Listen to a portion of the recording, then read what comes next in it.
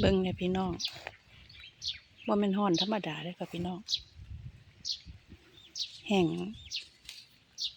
ค่าต้นเลยค่ะพี่น้องพี่น้องฮ้อนเนี่ยบ่ธรรมดาค่ะพี่น้องธรรมชาติโหดร้ายนะพี่น้องเป็นไงพี่น้องขนาดฮดต้นซืนแห้งเลยพี่น้องแห้งค่าต้นเลยค่ะพี่น้องยังไงตะลิต้นนะพี่น้องเบิดเลยค่ะพี่น้องเก็บไปบาง2-3 มื้อเก็บไปแล้วค่ะพี่น้องเบิ่งพี่น้องมีตั้งแต่กล้วยหอมกับกล้วยไข่เลยค่ะพี่น้องเพิ่นว่าปลูกกล้วยเป็นพี่เลี้ยงจักไผสิเลี้ยงไผเนาะพี่น้องตัวไผตัวมันเลยค่ะพี่น้องรุ่นนี้นั่นเลี้ยงกันบ่ได้แล้วนะพี่น้อง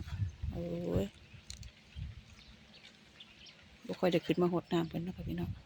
บ่มีเวลาหดแต่พวกบักพริกบักเขือต้นไผ่ที่กับพ่อแห้งแล้วพี่น้อง